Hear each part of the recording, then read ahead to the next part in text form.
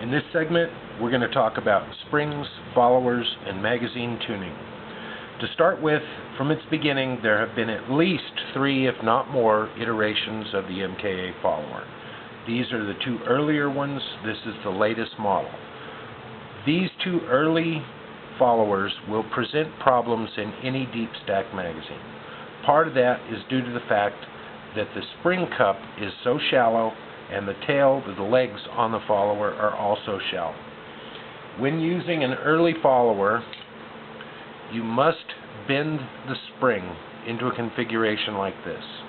What that will do, when placed in the very first slot of the follower, it'll keep the first 2 loops of the spring from being captured by the tail of the follower. If you do not do that, if you use a standard spring, then when this starts getting compressed, the tail of the follower will actually capture the loop of the spring at the transition in the magazine. It will bind the magazine, and it does not work well. We recommend you do not build magazines of any extended type with these early followers. They will cause you trouble. The one we're working with today is the newest and latest follower that they've made, and it does not exhibit this problem. It allows the spring to be captured. It does not hang it up in the transition. Another thing I recommend you do is remove the bolt hold open feature in any follower you're going to use. It causes more trouble than it's worth. You can retain it, you can make it work, but it has been the source of a lot of problems from the beginning. In the real world, if you shoot your gun dry, you made a mistake to begin with. To remove this is very simple. You just press the pin out of it, and I'm just using a little pin punch. Push the pin out, the tail and the spring will come right out of the follower. When you're preparing these followers for the extension, one of the first things you're going to do is remove this half spherical portion that sticks up right here off the back of the follower. You're going to machine that off flush to the back face of the follower, and you're going to deburr that edge so there's not a sharp corner on it. A gentle radius is what's needed. On the front side of the follower, this surface here, you're going to machine away anywhere from maybe 40 to 70 thousandths of an inch. This is going to depend on all your plastic parts and your magazine. The magazines themselves are inconsistent, so this value is going to be inconsistent. You don't want to take off any more than you have to, but you have to have enough removed for this will pass freely through the transition.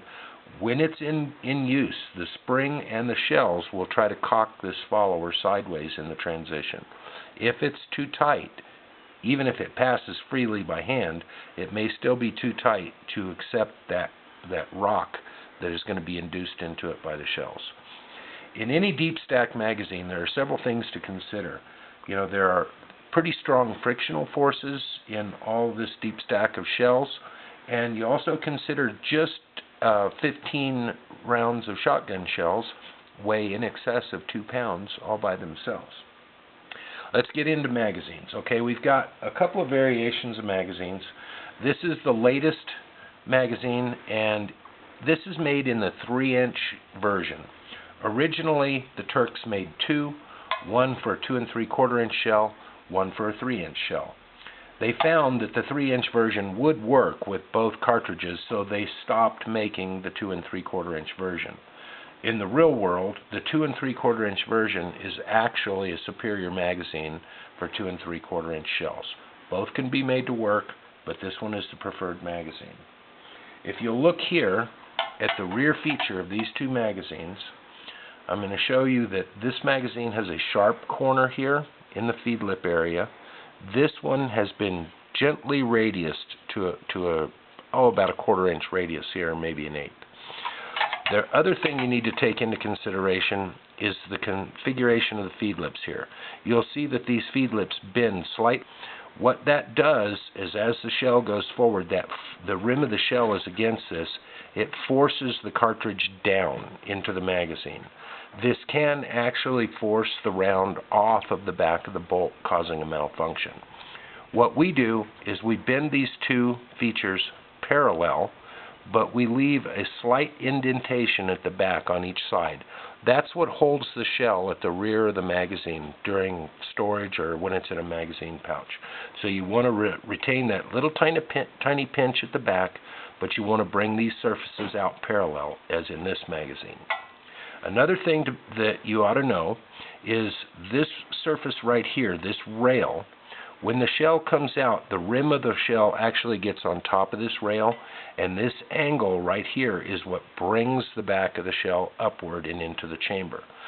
This area of the magazine right here, this sharp edge, should be gently sanded to a very small radius so there's not a sharp corner.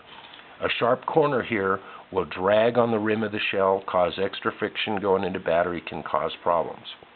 Another aspect of magazine tuning is these two wings right here are actually just about the width of the shell. So the shell fits very tightly between these two pieces. The rim actually rides up behind here, but these control the shell in the beginning when it's moving forward. If you have a gun that the shells constantly are jamming on the right side of the chamber in the extractor groove, you can actually move this wing to the left very slightly, and this wing again to the left very slightly, and use that to steer the shell a little farther to the left in the gun. Always maintain just the tiniest friction on the shell between the two wings. They need to be parallel, but you can adjust them left or right to adjust the presentation of the shell to the chamber. Another thing that's critical in these magazines is the controlling surface. This rib right here, this groove that this notch produces, is the controlling surface for the rim of the shell. It carries the shell through the transition, and it also stacks the shells together. These magazines were not intended for cartridges to pass through the bottom of the magazine, so when they stamp these, this control surface is shallow of the bottom of the magazine. What that can allow is the rim of the shell can move forward in this transition and lock the magazine up, cause a malfunction. What we do is when we prep a magazine is we stake a small portion here to add that controlling surface back into the rear rib. This is pretty simple to do. A little piece of aluminum or steel with a slot in it that you can fit into the magazine, and then take a punch. In this case, we used a rounded chisel point and just extended that little control surface down. That keeps the shells from hanging in the transition. There are several companies that are making magazine extensions, and nobody is telling you that this is a problem. So for this to ultimately work properly, this is a critical thing for you to accomplish. Another thing we do here, and you should be aware of it, on the back of the magazine there are usually two little ears. These 2 points can actually protrude high enough to drag on the bolt and bolt carrier assembly. So in some magazines, if we have any contact here, we will flatten these 2 little horns out just a little bit. Now you'll see this discoloration on the magazine right here. What that is it's Dow Corning Moly Coat. It's a high-pressure dry film lubricant. It's sort of like spray paint. Like I said earlier, there's a lot of frictional forces in these magazines, and even the finish that's on the magazines can deteriorate inside in the high wear areas and cause extra friction. When we build magazines, we bead blast the inside of the magazine and remove those coatings and replace it with this material right here. It's basically molybdenum disulfide in a spray can. All of those things can help to make a more reliable and good magazine. In the next segment, I'll show you how to stake these 2 little pieces into the magazine, and then we'll start on assembly.